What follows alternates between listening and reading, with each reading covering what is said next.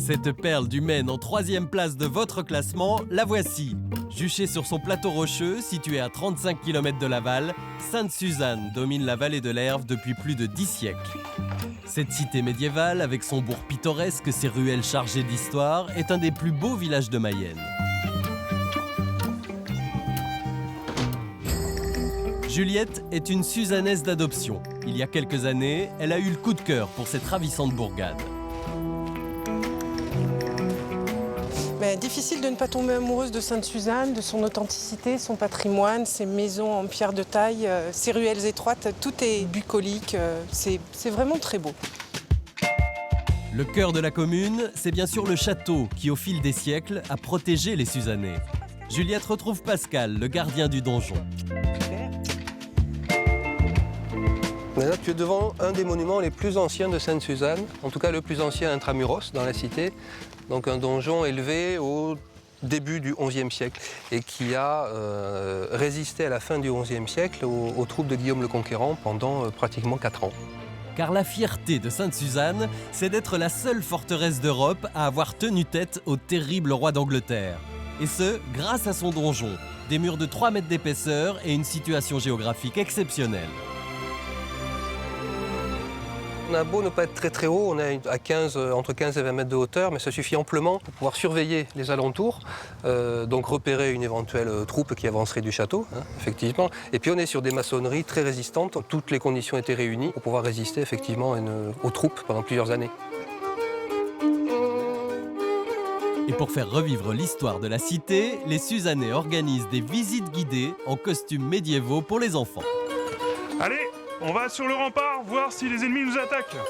Le temps d'une balade commentée sur les remparts, vos enfants pourront devenir chevaliers ou princesses. Une manière ludique de découvrir la vie au Moyen-Âge. Alors attention, on va essayer. D'accord ? Ouais. Ça change de nos habits d'habitude parce qu'on a des t-shirts et puis eux, ils avaient un peu des choses en fer sur eux. Il y avait des seigneurs que nous, maintenant, c'est le président, c'est pas pareil. Fin de la promenade. Nous retrouvons Juliette. Pour entretenir ce patrimoine exceptionnel, les Suzannais se mobilisent. Pierre par pierre, ils réparent bénévolement les remparts de la cité. Bonjour les courageux. Qu'est-ce qu'il avait ce petit mur? C'est pas droit. Il n'était pas droit? C'était l'usure du temps? L'usure du temps. Je crois qu'on est tous animés par la même passion, la même envie, c'est de revoir ces murs sortir de terre. Voilà, donc le résultat est là. Je crois qu'avec un peu de passion et puis de l'amitié surtout, on a réussi à faire du bon boulot. Moi, je suis né à Sainte-Suzanne, mon village c'est le plus beau du monde, donc on fait tout pour l'embellir encore plus, quoi. Mais que seraient les vieilles pierres sans la chaleur de ses habitants? Les bénévoles se retrouvent pour un pique-nique au rythme de la Banda Suzanne, la fanfare locale.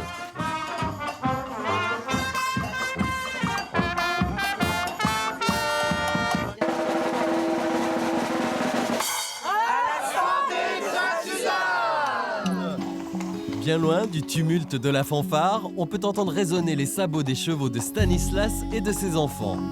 Comme cette famille, vous pourrez aussi découvrir le village et ses alentours à cheval.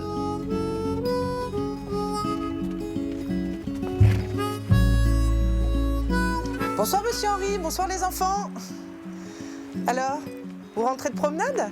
Oui, c'est un temps agréable. On a des murs qui suintent la vie depuis au moins un millénaire. Tout le monde ressent ça et il y a une communion particulière entre la nature, le ciel et les êtres humains.